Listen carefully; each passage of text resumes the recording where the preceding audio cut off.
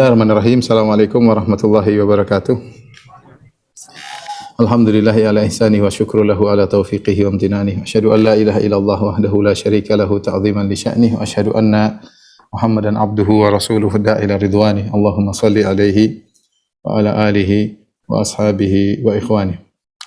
Para wali-wali murid, para guru-guru yang dirahmati oleh Allah Subhanahu wa taala. Tentu tidak diragukan bahwasanya kita sebagai orang tua sangat sayang kepada anak-anak ya. Sampai-sampai Allah menamakan anak-anak dengan buah hati dalam satu hadis yang masyhur ketika malaikat mencabut nyawa anak seorang hamba, Allah bertanya kepada para malaikat, "Hal qabattum samarata fuadihi?" Apa kalian telah mencabut nyawa buah hati hambaku tersebut? Ya. Malaikat berkata, "Na'am." Allah berkata, "Madza qala abdi?" Apa yang dikatakan oleh hambaku? Kata malaikat, "Hamidaka wastarja." Sesungguhnya hambamu memujimu dan mengucapkan innallahi wa inna ilaihi raji'un. Kemudian Allah berkata, "Ubnu li baiti fil jannah baitan wa sammuhu baital hamdi." Bangunkanlah bagi hambaku tersebut di surga suatu istana dan namakan dengan istana pujian. Artinya yang ingin saya sampaikan di sini bahwasanya Allah menamakan anak dengan buah hati. Ya, samaratu fuadihi ya. Menunjukkan bagaimana besar kecintaan seorang ayah kepada atau seorang ibu kepada anak, dan di antara ujian sangat berat ketika anak tersebut diambil oleh Allah Subhanahu wa taala. Dan nikmat anak ya, Allah sebutkan banyak dalam Al-Qur'an, seperti Allah mengatakan al-malu wal banuna zinatul hayatid dunya. Sungguhnya harta dan anak-anak adalah perhiasan kehidupan dunia ya. Kita selain bahagia dengan harta, kita juga bahagia dengan anak-anak ya, anak-anak, apalagi kalau anak banyak, anak soleh ya. Makanya ketika Allah mencela Al-Walid ibn al-Mughirah yang mencela Al-Quran, kata Allah Subhanahu wa taala, "Dzarni wa man khalaqtu wahida wa ja'altu lahu malam mamduda wa banina syuhuda." Biarkanlah aku dengan si Walid ibn al-Mughirah ya. Ya, yang aku telah menjadikan bagi dia harta ya, dan juga wa banina syuhuda, anak-anak yang bersama dia, yang hadir bersama dia. Allah sebutkan di antara kenikmatan yang besar Allah berikan kepada Al-Walid bin Mughirah, si kafir tersebut, adalah anak-anak. Oleh karenanya Allah berfirman juga dalam Al-Quran ya, "Lillahi mulkus samawati wal ard yakhluqu ma yasha' yahabu liman yasha'u inathan wa yahabu liman yasha'u adh-dhukur aw yuzawwijuhum dhukranan wa inatha wa yakhluqu wa yaj'alu man yasha'u aqima innahu alimun qadir." Kata Allah, milik Allah lah langit, yang apa yang ada di langit dan apa yang ada di bumi. Yakhluqu ma yasha', Allah menciptakan apa saja yang Allah kehendaki. Kemudian Allah berkata, "Yahabu liman yasha'u inathan." Allah menganugerahkan kepada sebagian orang tua anak-anak perempuan saja. Wa yahabu liman yasha'u adh-dhukur, dan Allah menganugerahkan. Jadi wahaba itu artinya menganugerahkan ya. Menganugerahkan kepada sebagian orang tua hanya anak laki-laki. Au yuzawwijuhum dhukranan wa inatha, atau Allah menganugerahkan kepada sebagian orang tua punya anak laki-laki dan perempuan. Wa yaj'alu may yasha'u aqiba, dan sebagian orang tua sebagian orang Allah jadikan mandul. Dan manusia ya secara fitrah sangat cinta kepada anak-anak. Zuyyina lin-nasi hubbus syahawati minan nisa'i wal banin wal qanatiril muqantarati minadh-dhahabi wal fiddati wal khailil musawwamati wal an'ami wal harth.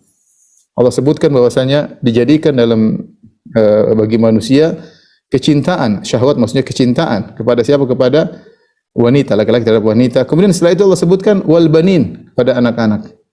Bahkan Allah sebutkan anak sebelum harta yang banyak. Jadi kita semua sama-sama sadar ya, sebagai orang tua, alhamdulillah saya juga sudah dianugerahi 5 orang anak ya, betapa kita sangat sayang kepada anak-anak.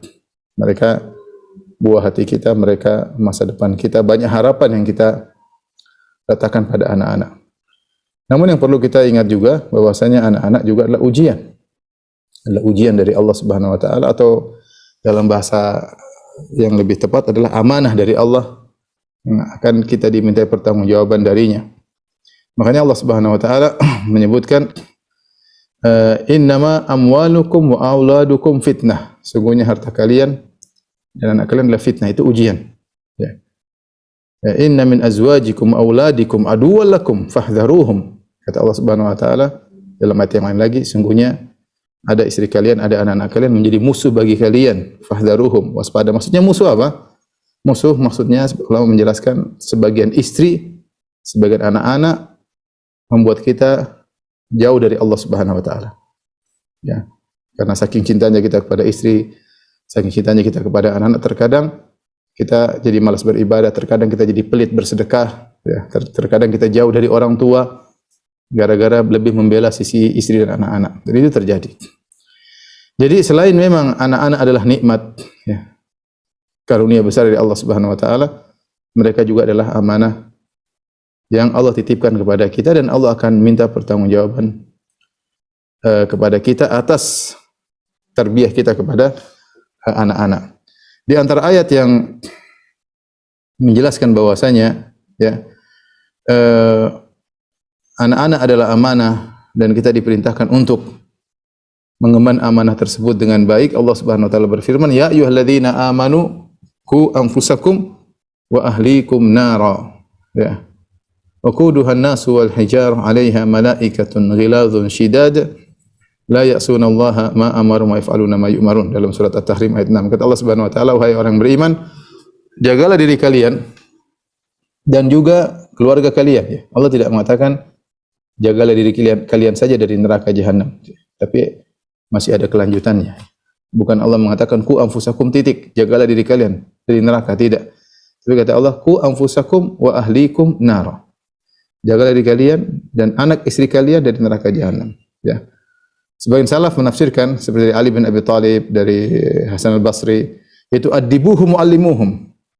Bagaimana cara engkau menjaga anakmu dari neraka jahanam? Addibuhum muallimuhum. Ajarlah mereka adab dan ajarlah mereka ilmu. Ajarlah mereka ilmu. Allah Subhanahu wa taala berfirman juga, ya, wa'mur ahlaka bis salati, ya. Perintahkanlah kepada keluargamu untuk salat, wastabir 'alaiha, dan bersabarlah. Sabar dalam melaksanakan salat, sabar dalam memerintahkan mereka untuk salat. La nas'aluka rizqan nahnu narzuquk. Kami tidak minta rezeki dari kalian, justru kami beri rezeki kepada kalian. Sebagai isyarat bahwasanya banyak hal yang menyebabkan seseorang lalai dari mendidik anak-anaknya gara-gara mencari rezeki. Gara-gara sibuk mencari rezeki, banting tulang, memerah keringat, ya, sana kemari, kerja, lembur, sehingga lupa untuk mendidik anak-anak. Makanya Allah mengatakan wa'mur ahlaka bis salati wastabir 'alaiha la nas'aluka rizqan, dalam surat Toha. Kata Allah Subhanahu wa taala, perintahkanlah keluargamu untuk salat dan bersabarlah. Sabar mendidik istri, sabar mendidik anak-anak.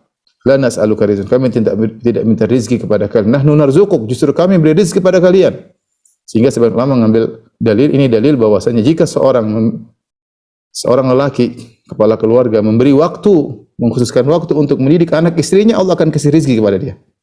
Benar secara logika, kalau dia bekerja harusnya 12 jam, dia kurangi jadi 10 jam, 2 jamnya untuk mendidik anak istri, berarti uang dia berkurang. Logikanya demikian. Tapi Allah ajarkan kebalikan. Kata Allah, suruh anakmu salat, istrimu salat, sabar. Nahnu narzuquk, kami akan berikan rezeki kepadamu. Jadi di antara sebab datangnya rezeki ketika seorang suami atau seorang kepala rumah tangga menyisihkan waktu untuk mendidik anak dan istrinya. Ya. Dari sini kita tahu bahwasanya, ya, orang tua memiliki tanggung jawab untuk mendidik anak-anak mereka. Bukan hanya anak, bahkan istri mereka juga di bawah tanggung jawab mereka. Apalagi Nabi sallallahu alaihi wasallam bersabda, "Kullukum ra'in wa kullukum mas'ulun an ra'iyatihi." Setiap kalian adalah pemimpin dan kalian akan ditanya atas bawahan kalian. Ya, kemudian kata Nabi sallallahu alaihi wasallam, "Wa rajulu ra'in ala ahli baitihi." Dan seorang laki adalah penguasa di rumahnya, yaitu anggota rumahnya adalah di bawah kekuasaan dia. Bapak dan Ibu yang dirahmati Allah Subhanahu wa taala, para wali murid yang dirahmati oleh Allah Subhanahu wa taala. Saya akan nukilkan perkataan Ibnu Qayyim dalam kitabnya Tuhfatul Maudud, yang ini menjadi peringatan bagi kita sebagai orang tua, terutama para bapak, ya, terutama para bapak.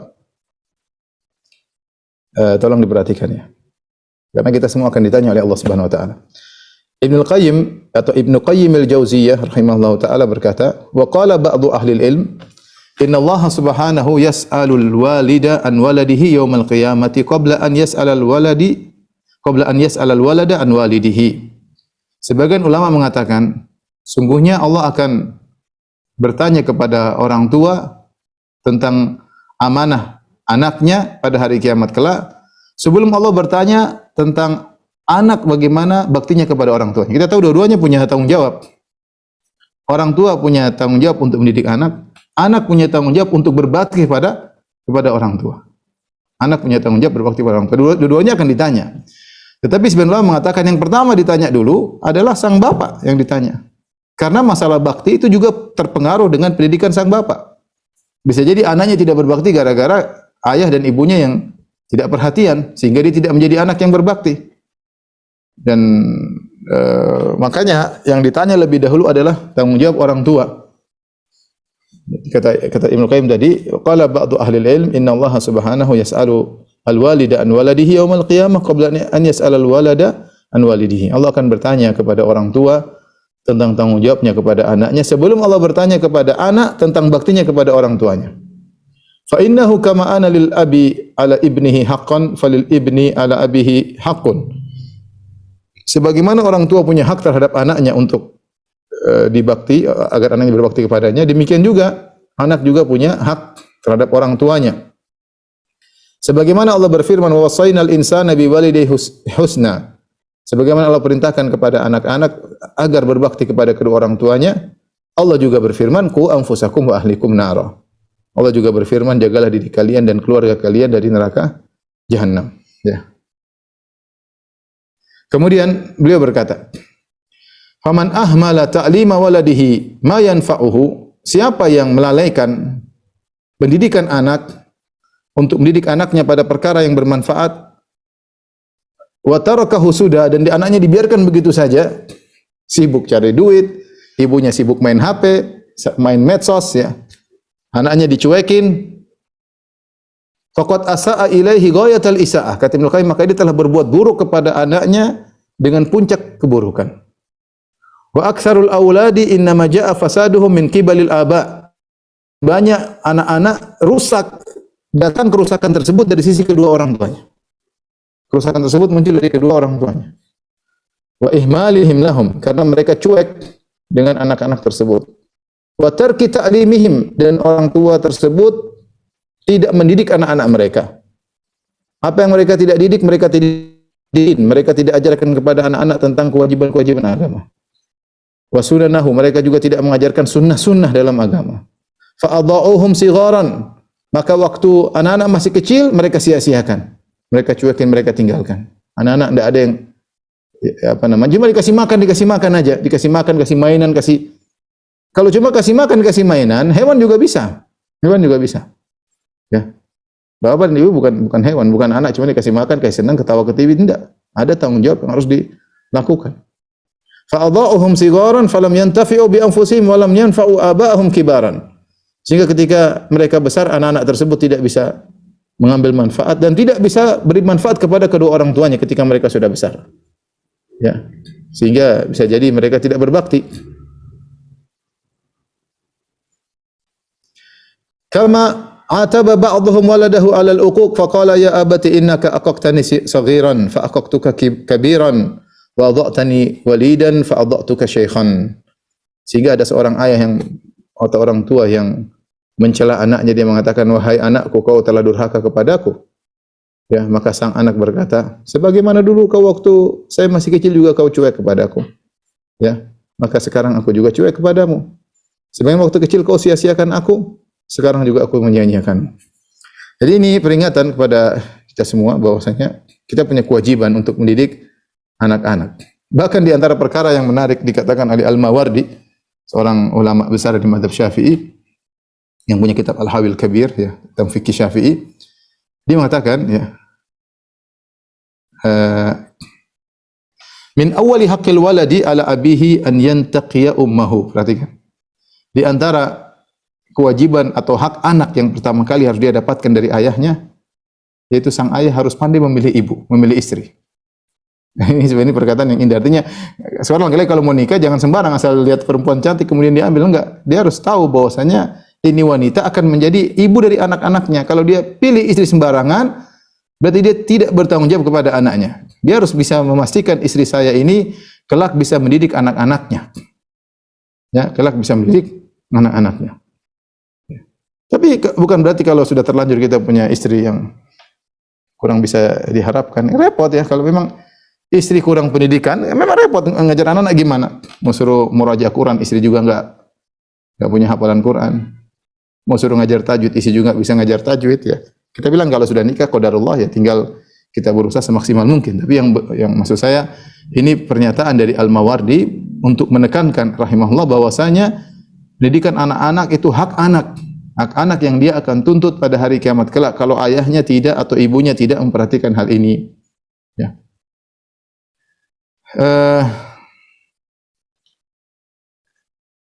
Para wali murid yang dirahmati oleh Allah Subhanahu wa taala, pendidikan yang paling utama adalah di rumah. Ini yang paling utama yang memegang tanggung jawab utama pertama dan utama adalah orang tua. Pengaruh sangat besar terhadap anak-anak adalah pengaruh orang tua. Saking begitu besarnya pengaruh orang tua, sampai Nabi SAW sebutkan dalam hadis, kata Rasulullah SAW, kullu mauludin yuladu alal fitrah, yuladu alal fitrah. Setiap anak itu dilahirkan dalam kondisi fitrah, itu dalam kondisi punya kecondongan potensi untuk kebaikan. Dia punya potensi untuk baik, potensi untuk bertauhid, potensi untuk tidak melakukan kesyirikan. Tetapi kata Nabi SAW, fa abawahu yuhawidanihi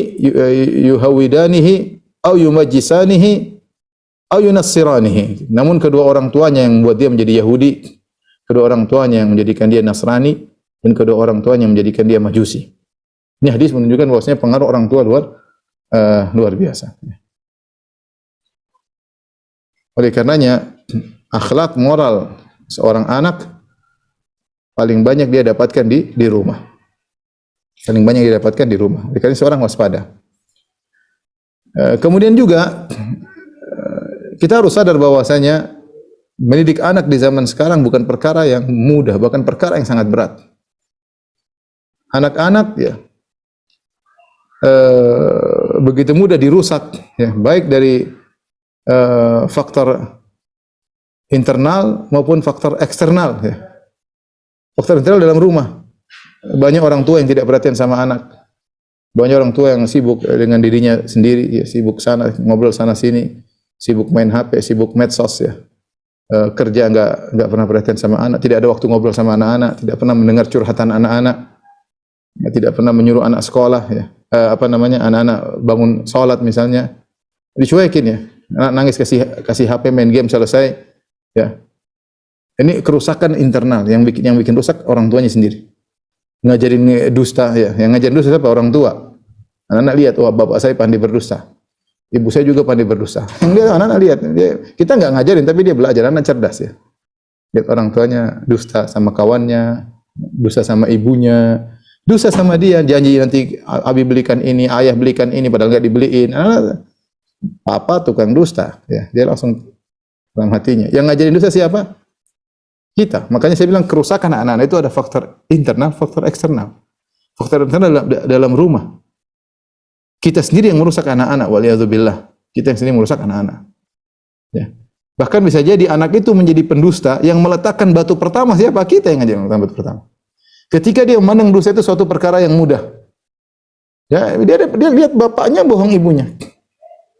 Terus ibunya ngomong, papa bohong sama mami ya. Di depan dia dengar ibunya bilang bapaknya bohong. Jadi dia ngeliat, oh biasa, bohong itu biasa. Bukan hal yang besar, tidak perlu sehingga kita menanamkan batu pertama untuk menjadikan dia pembohong di kemudian hari. Ini contoh ya, contoh. Maksudnya banyak hal yang bisa merusak anak-anak gara-gara kita sendiri. Contoh orang tua mendidik anak-anak pelit. Oh, perhitungan. Dia bapaknya perhitungan sama ibunya. Pelit banget sama ibunya. Ibunya minta ini kamu dikasih, kamu dikasih. Ibunya minta ngemis-ngemis baru dikasih. Oh, jadi begini kehidupan, harus pelit ya. Atau ibunya pelit juga. Ya. Sama orang miskin dikasih, ada orang ketuk-ketuk pintu misalnya minta-minta nggak dikasih, dia belajar ibu saya pelit. Dan itu banyak ya. Anak saya pernah ngeluh sama saya. Ini cerita aja. Anak saya ngeluh. Dia cerita, dia yang gibahi temannya. Aduh, Abi itu si fulan itu aduh pelit banget. Punya temannya. Pelit banget kalau makan sembunyi-sembunyi, kemudian nggak ini, nggak bagi-bagi, nggak kalau depan kita nggak ditawarin. Saya bilang dalam hati saya tidak ngomong. Saya tahu bapaknya juga pelit. Saya tahu bapaknya juga pelit. Saya tahu karena bapaknya teman saya juga. Saya tahu bapaknya pelit. Makanya kata pepatah Arab, faman syabaha abahu famadzalam. Kalau anak mirip bapaknya dia tidak bersalah. Ya wajarlah dia mirip bapaknya. Pepatah Indonesia mengatakan buah jatuh tidak jauh dari akar atau pohon. Wajar. Makanya ketika Maryam alaihi salam punya anak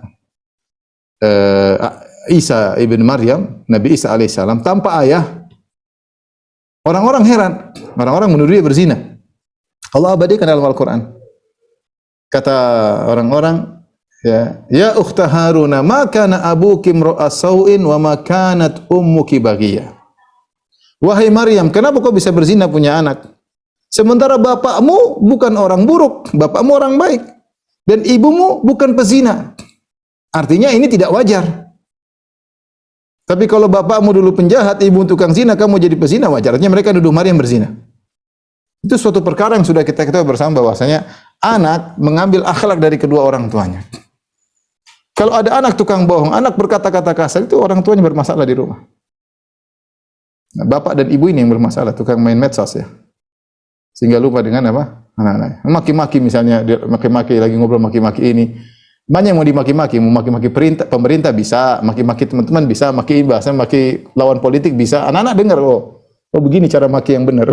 Belajar dari anak dan ini faktor internal, ini harus kita akui. Anak juga baik kalau kita baik. Faktor internal. Faktor eksternal bahaya. Di luar sana banyak hal-hal yang bisa merubah akhlak anak-anak kita. Teman-teman, pergaulan, internet, setan, ya, iblis. Ya. Kata Allah dalam Al-Quran surat Al-Isra, dalam surat Al-Isra, wasyarikhum fil auladi fil amwali wal auladi wa'iduhum wa ma ya'iduhum syaitanu illa ghurura. Silakan kau menyertai mereka dalam harta mereka, dalam anak-anak mereka. Artinya setan ingin merusak anak-anak. Dari awal dia ingin merusak anak kita, bahkan ketika kita sedang menggauli istri kita, dia berusaha ikut serta untuk merusak anak-anak kita. Makanya dalam hadis Rasulullah mengatakan jika seorang mendatangi istrinya kemudian berdoa, Allahumma jannibni syaitan wa jannibi syaitana ma razaqtana. Ya Allah jauhkanlah kami dari syaitan. Seorang berdoa, suami berdoa, istri berdoa ketika berhubungan. Karena syaitan punya andil, dia ingin merusak dari awal. Dari kita menanam benih di rahim istri kita, dia sudah berusaha untuk ikut campur. Makanya kita berdoa, Allahumma jannibna syaitan wa jannibi syaitana ma razaqtana. Ya Allah jauhkanlah kami dari syaitan dan jauhkanlah syaitan dari anak yang akan kau berikan kepada kami. Kata Nabi SAW, kalau dilahirkan anak ketika dia berdoa berhubungan dengan istrinya, maka anak tersebut tidak akan diberi mudarat oleh syaitan. Maksudnya kata para ulama, kesimpulannya dia akan menjadi anak soleh. Bukan berarti dia maksum, dia pasti melakukan kesalahan, mungkin dia salah, tapi dia akan menjadi anak soleh suatu hari. Ya. Ingin saya sampaikan bahwasanya syaitan juga punya peran dalam merusak anak-anak. Dalam hadis kata Nabi SAW, inni khalaqtu ibadi hunafa fajtalathum syaitan. Ya. Wa innahum atathum syaitan fajtalathum an dini. Kata Nabi SAW, Allah berfirman, sungguhnya aku menciptakan hamba-hambaku dalam kondisi hanif, hunafa, yaitu condong kepada tauhid, jauh daripada keburukan. Wa innahum atathum syaitan. Kemudian syaitan datang kepada mereka, fajtalathum, maka syaitan menyimpangkan mereka. Ini mengerikan ya. Kemudian belum lagi teman-teman anak-anak di luar ya, ketemu dengan teman-temannya. Belum dunia internet, anak-anak sudah pegang HP, apalagi sekarang sekolah online. Waduh. Mereka lihat apa yang mereka nonton ya. Sulit untuk kita kontrol ya. Oleh karenanya saya sampaikan bahwa saya mendidik anak-anak adalah, kalau saya boleh katakan, jihad fisabilillah. Berat ya, berat. Tapi kita hanya bisa saddidu wa qaribu. Yaitu seorang berusaha semaksimal mungkin. Fattaqullaha mastata'tum. bertakwalah kepada Allah semampunya. Dan alhamdulillah ya, kita memuji Allah Subhanahu wa taala, bersyukur sekarang banyak lembaga-lembaga pendidikan yang dibuka ya. Lembaga-lembaga pendidikan yang ada, pondok-pondok, mahat-mahat yang membantu meringankan beban kita dalam mendidik anak-anak. Kita disuruh ajar anak-anak berat ya. Saya ustadz aja, musim pandemi begini ngajar anak-anak nggak gampang. Ngajar anak saya masih ya belum bisa baca ABCD, saya ngajarin wah nggak gampang, sulit, butuh kesabaran, ekstra sabar ya. Biasanya saya habis ngajar misalnya kajian begini, kemudian habis itu baru ngajarin suatu perkara yang sulit, kemudian ngajar anak untuk BA, BIB nggak gampang ya. Tapi saya lihat ini dengan adanya sekolah, dengan adanya pondok, dengan adanya ma'had, ini sebenarnya nikmat dari Allah Subhanahu wa taala. Kalau para salaf dahulu mereka mendatangkan muaddib, ada istilah mereka muaddib. Muaddib itu orang yang mereka bayar datang ke rumah untuk ngajarin. Seperti kita guru les sekarang. Ini sudah ada sejak zaman salaf ya. Zaman para ulama mereka namanya muaddib ya. Muaddib itu didatangkan kalau mereka bisa datang bawa ke kutab semacam sekolah, atau enggak mereka panggil muaddib untuk datang ke rumah ngajarin. Sekarang alhamdulillah sama kita di zaman sekarang juga demikian. Ada sekolah-sekolah disediakan, kita juga bisa manggil orang untuk ngeles, ngajar anak-anak. Dan ini adalah salah satu kemudahan yang Allah berikan kepada kita. Namun perlu saya ingatkan, bahwasanya bukan berarti kalau kita sudah sekolahkan anak kita di sekolah, di pondok, di ma'had, bukan berarti kemudian kita lepas tanggung jawab. Bukan berarti kemudian kita lepas tanggung jawab. Mereka hanyalah sekedar membantu ya. Membantu meringankan beban tanggung jawab kita. Ya. Tetapi yang akan ditanya adalah kita yang paling utama. Kita yang paling utama. Maka orang tua harus berusaha mutabah. Mutabah itu mengikuti bagaimana perkembangan pendidikan anak-anak. Dicek bagaimana hasilnya, bagaimana mustawanya, levelnya sudah naik atau tidak. Ya. Meskipun mereka mungkin ada yang boarding ya, sampai tidur di pondok misalnya ya, tetap kita tanggung jawab adalah kepada kita. Ini pondok hanyalah membantu kita. Karena sebagian orang tua salah paham, dia menyangka kalau sudah kasih pondok sudah, kalau anaknya nakal pondok yang bertanggung jawab. Ya, orang yang bertanggung jawab. Sehingga semua di makian cacian ditujukan kepada pemilik pondok. Enggak, kita bilang pondok itu hanya membantu. Kita punya peran besar dalam menjadikan kita motivasi. Kalau anak-anak punya masalah, di pondok emang tidak ada masalah, ada masalah. Mereka mungkin dapat guru BP, guru bimbingan penyuluhan. Belum tentu mereka puas. Mereka ingin dengar dari orang tuanya, arahan dari orang tuanya. Intinya kita harus mengorbankan waktu untuk anak-anak. Jadi para wali murid yang dirahmati Allah Subhanahu wa taala, ini sekedar mukaddimah ya. Mukaddimah untuk memotivasi kita, meyakinkan diri kita bahwasanya pendidikan adalah tanggung jawab kita semua, orang tua. Kita sebagai orang tua, kita akan ditanya oleh Allah Subhanahu wa taala tentang tarbiyah kita kepada anak-anak. Adapun pondok ya, guru les itu hanya sekedar hal-hal yang membantu tanggung jawab kita. Tetapi yang akan ditanya oleh Allah adalah kita sebagai orang tua. Kemudian hal lain yang perlu saya ingatkan ya, bahwasanya masalah mendidik anak-anak ya adalah tanggung jawab bersama, perlu kerjasama antara ayah dan ibu. Antara ayah dan ibu. Benar porsi, kalau anak-anak lagi di rumah, porsi anak-anak paling banyak adalah porsi sama ibunya. Ya. Orang tua keluar kerja. Tapi bukan berarti ketika seorang keluar kerja, kemudian kepala rumah tangga yaitu suami, bapak keluar kerja, kemudian dia lepas dari tanggung jawab. Tidak. Dia juga bertanggung jawab sebagaimana istrinya juga bertanggung jawab. Tidak juga sebagian ibu-ibu, kamu bapaknya yang ngurusin, kamu yang tanggung jawab. Enggak. Dua-duanya. Ayat mengatakan kullukum ra'in wa kullukum mas'ulun an ra'iyatihi. Setiap kalian memiliki bawahan dan setiap kalian akan bertanggung jawab atas bawahannya. Ar-rajulu ra'in ya fi ahli baitihi ya. Lelaki adalah kepala di rumahnya. Nabi juga mengatakan wal mar'ah ra'iyatun fi baitiha. Ya, dan wanita juga adalah punya anak buah. Anak buahnya di antara anak-anaknya. Di antaranya anak-anak. Dan dua-duanya punya tanggung jawab terhadap anak. Jadi ini adalah mas'uliyatun mustarakah bainal ab wal bainal aba wal ummahat. Ini adalah tanggung jawab yang bertanggung jawab bersama antara ayah dan ibu. Jadi kerjasama.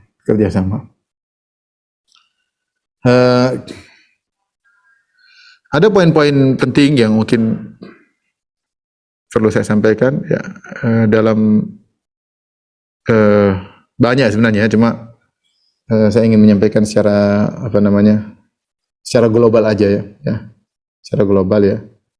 Jadi antara hal-hal yang membantu kita mendidik anak-anak, saya rasa yang paling penting, yang sangat penting sebagai ayah maupun sebagai ibu,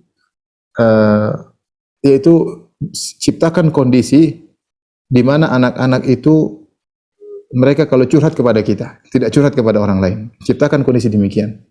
Anak-anak dekat sama kita, tapi dia hormat. Bagaimana caranya ya? Ya. Anak-anak dekat sama kita, dia hormat. Bukan dia meremehkan kita. Ya. Jadi kalau anak-anak ya sampai tidak mau bicara sama kita, ini bahaya. Nanti dia punya masalah di pondok, dia punya masalah sama teman, dia sembunyi. Dia tidak tahu mau curhat kepada siapa. Tapi kalau sejak awal kita membuat kondisi anak-anak dekat dengan kita, ada masalah dia curhat kepada kita, dia sampaikan kepada kita, dia tahu bapaknya dan ibunya punya solusi, bukan marah-marah sana, ngamuk-ngamuk sini. Sebagai anak-anak tahu bapak dan ibunya nggak ada solusi, karena kalau disampaikan pasti marah-marah. Kamu nih nggak belajar, kamu nih ya sudah. Nggak ada solusi di sisi bapak dan sisi ibu, nggak ada solusi. Percuma saya sampaikan kepada bapak dan ibu, pasti saya diomelin. Ini kondisi yang tidak sehat antara orang tua dan anak. Ini kedepannya bahaya seperti ini. Ya, karena dia melakukan sesuatu dan dia tidak akan diskusi dengan kita. Ini waliyadzubillah bahaya di kemudian hari. Oleh karenanya, di antara hal yang penting dalam mendidik anak-anak, kita menciptakan kondisi di mana anak-anak percaya sama kita. Percaya sama ibunya, dan itu sejak kecil. Makanya anak kita harus punya waktu duduk sama mereka, punya waktu ngobrol sama mereka. Ya. Sebagian orang tua tidak ada waktu ya. Bapak tidak ada waktu. Pergi pagi, pulang sore, kemudian anak-anak masih banyak kerjaan, sudah nanti sana. Sehingga anaknya tidak mendapati kelembutan dari orang tuanya, tidak mendapati kasih sayang dari orang tuanya, sehingga dia tidak punya kepercayaan kepada orang tua. Kita tidak ingin kondisi hubungan kita dengan anak seperti itu. Bahkan anak kalau sudah pondok, dia akan telepon, Abi bagaimana? Kita layani, gimana nak, gimana pendidikan Abi ini, sekolah pelajaran ini susah.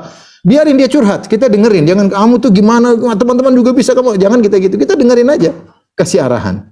Sehingga dia tetap curhat kepada kita. Itu yang kita inginkan, baik bapak maupun ibu. Kalau ternyata bapak tidak bisa, jangan sampai kedua-duanya nggak bisa. Pokoknya ada salah satu harus tempat curhat, kalau bisa dua-duanya. Anak-anak bisa percaya sama kita. Itu harus kita jaga terus. Dan itu tidak bisa, tiba-tiba tidak bisa. Makanya sejak mereka kecil, kita sudah dekat. Ada waktu kita makan bareng. Gimana sekolahnya gimana ya. Ngobrol ya. Kadang dia curhatin adiknya, curhatin kakaknya. Ini gimana Abi? Tidak apa-apa, kita dengerin aja. Jadi sudah terjalin hubungan antara kita dengan mereka sejak kecil. Ini sangat-sangat penting. Karena tidak ada hubungan, nanti dia mencuri lah, dia apalah, nonton yang tidak lah, dia akan ada masalah, dia akan sembunyi dari kita dan kemudian tiba-tiba sudah meledak dan itu berbahaya. Biarkan dia kalau ada masalah, dia ada tempat curhat. Ada ayah, ada ibu. Sebelum dia curhat kepada guru bimbingan dan penyuluhan. Karena guru bimbingan dan penyuluhan belum tentu berkasih solusi, tapi kalau ayah dan ibunya ada solusi. Ini poin-poin penting yang harus kita bawa sampai mereka besar, sampai mereka mungkin punya masalah rumah tangga. Mereka akan, kalau mereka sudah nikah, mereka tahu bapak dan ibunya punya solusi. Dia akan konsultasi. Ayah, ibu bagaimana gitu ya. Ini ya. Berikutnya agar ini cuma teori ya, prakteknya memang berat, tapi harus kita usahakan. Berikutnya, kita harus menjadi qudwah di rumah, baik ayah dan ibu. Jadi qudwah, jadi teladan di rumah. Ya. Ya mau tidak mau kita harus demikian anak kita soleh, kita berusaha juga jadi orang soleh. Ya. Kita misalnya seorang ayah sholat malam di kamar, ada anaknya tidur, anaknya mungkin sadar dengar ada yang baca Quran di malam hari. Oh ayah saya sholat malam, terbenar. Saya suka sholat. Atau dia lagi main game, mungkin sang anak kita baca Quran depan dia. Tidak apa-apa, dia lihat ayah saya baca Al-Quran. Ada teladan. Ya. Contoh misalnya kalau tidak masa pandemi, kita sibuk dengan azan. Sudah azan, ayo. Kita menunjukkan ihtimam kita terhadap azan. Sebentar lagi terlambat nih, Abi nggak bisa ke masjid. Ayo ya cepat-cepat. Dia tahu ayah saya sangat perhatian sama masjid. Ini teladan-teladan dilihat tiap hari, berulang-ulang. Berulang-ulang dia lihat. Dan itu akan merasuk dalam dirinya. Ya. Maka ini memang harus diperhatikan. Ibunya juga demikian. Ibunya ramah sama orang, ibunya hormat sama orang tuanya. Dia lihat kalau neneknya datang, ibunya cium keningnya, ibunya cium tangannya, neneknya dipijit. Dia lihat bagaimana ibunya terhadap orang tuanya. Ya. Anak-anak akan tanya. Dia akan tanya, "Abi itu siapa, Bi?" Itu Abi kok begitu? Dia akan dia pelajari. Kenapa kita pijit kaki ibu kita? Kenapa kita cium kening orang tua kita? Ketika neneknya datang ke rumah, kita benar-benar bakti. Dia akan tanya. Kita jawab mudah, itu dulu itu ibunya Abi. Dulu Abi dalam perut nenek. Itu masih kecil dia akan nangkap. Udah besar. Jadi maksud saya, kita harus jadi qudwah, jadi teladan, uswah, ya. Makanya disunahkan kita sholat sunnah di rumah, tidak sholat sunnah di masjid. Sholat masjid, sholat sunnahnya di rumah, agar anak lihat.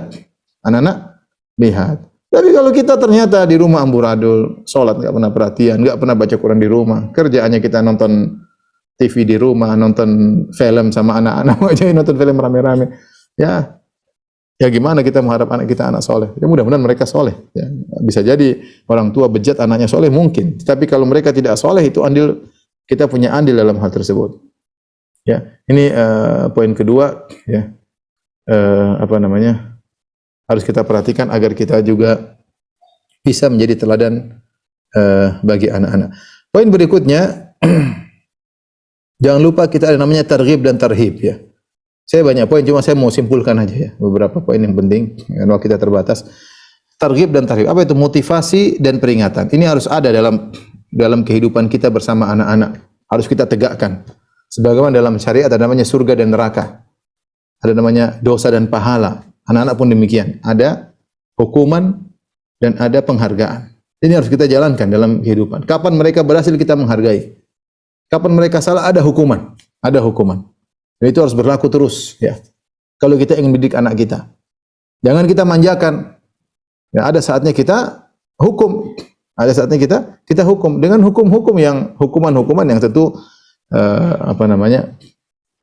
wajar bagi mereka. Ya. Saya bicara diri saya. Saya sekarang sering saya bersandiwara seakan-akan saya sedang marah, padahal saya enggak marah. Tapi saya harus bersandiwara marah depan mereka. Kadang saya harus angkat suara. Padahal saya tidak marah sama mereka, saya kasihan mereka nangis, tapi saya harus begitu untuk kebaikan mereka. Kadang saya harus mukul mereka. Bukan mukul emosi, enggak, mukul dalam rangka untuk mereka baik. Ya. Kadang-kadang harus begitu. Dalam hidup ini kita tahu agar mereka hidup di atas bahwasanya ada kesalahan harus dihukum, ada kebaikan kita beri penghargaan. Tetapi yang saya ingatkan sebelum kita hukum, ini poin penting. Agar mereka tahu kita sayang sama mereka. Sebelum kita hukum, mereka harus sadar mereka salah. Kita panggil ngobrol dulu. Kamu begini kan? Kesalahanmu apa? Dia sebut dulu. Ya. Abi tidak mau kamu begini. Nanti kalau kamu begini, kamu bakalan begini. Abi hukum ya. Nangis biarin aja, kita hukum aja, enggak apa. Tapi maksudnya harus dihukum, jangan dibiarin aja. Kalau kita biarin aja, anak kacau nanti. Belum kalau di luar rumah ketemu anak amburadul, kita sudah didik anak setengah mati, ketemu temannya kacau, dirusak dalam waktu seminggu. Maka kita harus tegas. Ada waktunya kita tegas, ada waktunya kita sangat sayang sama mereka. Dan kita waktu tegas pun kita sayang. Saya bilang tadi, saya kadang bersandiwara untuk saya sedang marah. Anak nggak tahu seakatnya selagi marah. Padahal saya sebenarnya nggak marah, cuma ya bagaimana? Saya harus begitu. Bahkan saya harus mukul mereka, saya pedih mukul mereka ya. Ya saya pedih mukul mereka, tapi saya harus mukul kadang ya. Karena demikian. Tapi setelah itu saya akan sayang. Mereka tahu bahwasanya mereka dihukum karena kita sayang sama mereka, bukan karena kebencian. Ya. Beda kalau setiap sedikit kita pukul, sedikit kita marah. Kita jarang-jarang mukul. Setiap hari kalau kita mukul, anak-anak sudah kebal. Sampai ada kejadian, ini kejadian nyata. Ada orang tua suka mukul anaknya, mukul. Akhirnya anaknya ambil pisau, Abi ini sekalian. Dia kasihkan pisau tersebut kepada orang tuanya. Dan ini kita salah, bukan begitu. Hukum asal dalam mendidik adalah arif. Kata Nabi SAW, maka rifqu fi syai'in illa zana, wa man nuzi'an syai'in illa syana. Tidaklah suatu kelembutan diletakkan kepada suatu kecuali akan menghiasinya. Dan tidaklah sifat kasar diletakkan pada suatu kecuali akan merusaknya. Ya. Innar rifqa yu'ti ma la yu'ti al-unuf. Bahwasanya kelembutan itu memberikan produk yang indah yang tidak akan dihasilkan dari sikap keras. Betapa sering setan mengajarkan kepada kita untuk kita kasar kepada anak-anak. Kita bilang memukul boleh dalam Islam. Tapi itu bukan hukum asal. Hukum asal kita lembut. Ada waktunya kita pun marah, boleh kita mukul. Tapi ingat, kita mukul dalam rangka mendidik, bukan emosi. Enggak, kalau emosi jangan mukul, enggak boleh karena kita tidak terkontrol. Tadi saya bilang kadang kita bersandiwara harus mukul demi kebaikan mereka. Tapi itu jarang dilakukan. Jarang dilakukan, bukan hukum asal ya. Ini apa namanya? Jadi harus ada targhib dan tarhib. Dan kadang kalau misalnya anak melakukan sesuatu yang baik, kita puji, kita kasih penghargaan. Ya. Kita kasih apa namanya? Apresiasi ya. Jadi paling tidak misalnya anak-anak datang, "Umi, ini saya sudah ngerapiin spray." Kita kasih penghargaan, "Masya Allah, barakallahu fiki," kita doakan ya. Masya Allah, putri Abi, putri Umi, Masya Allah. Kita kasih penghargaan. Jadi mereka, anak-anak seperti itu butuh penghargaan. Jadi kita bilang, itu aja Umi juga dulu begitu, kok masih kecil. Jadi akhirnya mereka jadi down. Kayaknya nggak ada nilainya mereka berbuat demikian. Anak-anak perlu. Kenapa Nabi dahulu ada namanya al-mu'allafatu qulubuhum. Orang-orang yang dilembutkan hatinya, Nabi kasih harta yang banyak agar mereka lebih dekat kepada Islam. Sementara Islamnya sudah kuat, tidak dikasih apa-apa. Ya. Anak-anak pun demikian ya, mereka harus dikasih motivasi, dikasih penghargaan. Kalau mereka berhasil kita kasih penghargaan, mereka ranking kita kasih hadiah. Terus kita bilang, "Nak, ini hadiah tidak seberapa dari Abi. Allah siapkan lebih besar daripada itu." Jadi kita kasih hadiah tapi kita juga ajarin ikhlas. Ajarin ikhlas. Karena Abi saya ranking 1, Masya Allah nak, Masya Allah, semoga rankingmu menjadikan engkau semakin bertakwa. Jangan sombong nak ya, itu semua dari Allah. Ingat kan, tapi kita hargai. Kita hargai. Jadi demikianlah dalam aturan kehidupan rumah tangga kita ada targhib, ada tarhib. Harus dijalankan itu. Kerjasama sama ayah dan ibu, suami dan istri, sama-sama memberikan targhib dan tarhib. Yang terakhir sebelum kita buka tanya jawab, intinya sabar. Semua itu butuh kesabaran. Doa, jangan lupa doa. Kalau para nabi dahulu mereka berdoa agar anak-anak mereka soleh, apalagi kita. Lihat Nabi Ibrahim ketika diusir dari negerinya, pertama dia doa, Rabbi habli minas solihin. Ya Allah, anugerahkan aku anak yang saleh. Lihat Zakaria, ya, berdoa kepada innada rabbahu khafiyya, ya. Dia berdoa kepada Allah dan minta kepada Allah agar anak yang saleh kepada Allah Subhanahu. Lihatlah orang-orang ibadur Rahman yang Allah sebutkan mereka penghuni surga. Di antara doa mereka, Rabbana hablana min azwajina wa dzurriyyatina qurrata a'yun. Waj'alil muttaqina imama. Ya Allah, anugerahkan kepadaku istri-istri yang salehah dan anak-anak yang saleh. Ya, jadi ciri orang-orang saleh, ciri para nabi, mereka mendoakan anak mereka. Lihat Ibrahim alaihissalam berdoa, Rabbi ja'alni muqimas salati wa min dzurriyyati. Ya Allah, anugerahkanlah, jadikanlah anak aku penegak salat juga anak-anakku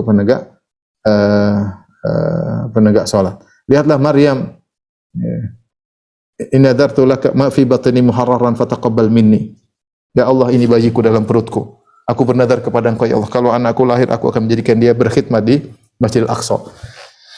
Jadi perlu doa. Wa inni u'idzu bika wa inni u'idzuka wa dzurriyyatah minasyaitonir rajim. Aku minta kepada Engkau ya Allah, lindungilah anakku dan keturunannya dari gangguan syaitan. Jadi intinya doa, bangun tengah malam, angkat tangan kita menangis minta kepada Allah. Ya Allah, jadikanlah aku saleh. Ya Allah, anugerahkan kepada mereka akhlak yang mulia. Allahumma hdi auladi li ahsanil akhlaqi la yahdi li ihsaniha illa anta wasrif anhum sayyi'aha la yasrif anhum sayyi'aha. Kita nangis minta kepada Allah. Ya Allah, anugerahkan kepada anakku akhlak yang mulia. Ya. Tidak ada yang bisa beri petunjuk kepada mereka kecuali Engkau ya Allah. Jauhkanlah mereka dari akhlak yang buruk. Tidak ada yang bisa menjauhkan mereka dari akhlak buruk kecuali Engkau Allah. Allahumma ja'al auladi auladan barara. Jadikanlah anakku anak-anak yang berbakti kepada kedua orang tuanya. Kita berdoa nangis kita di depan Allah. Doa ya Allah, mudahkan mereka dalam belajar ya, mudahkan mereka hafal Quran. Doa itu ciri-ciri orang soleh. Bukan cuek aja, enggak. Berdoa kepada Allah Subhanahu wa taala. Sampai kalau perlu kita doakan ya Allah, anugerahkan mereka pasangan-pasangan yang bisa memberikan mereka kebahagiaan. Berdoa. Jadi maksud saya doa ini sangat penting. Ya. Sabar dengan kekurangan mereka ya. Terutama ketika mereka masih kecil. Sabar ya. Namanya anak-anak ya. Mereka ada waktunya salah, ada waktunya berbuat kesalahan. tapi kita ajari, kita biarin, kita ajari, kita didik mereka ya. Biar mereka berkreasi. Allah alam bisawab, ini saja sekedar sedikit ya yang saya sampaikan ya. Tentu antum-antum sekalian lebih banyak pengalaman. Saya masih baru jadi orang tua, masih umur 42 ya.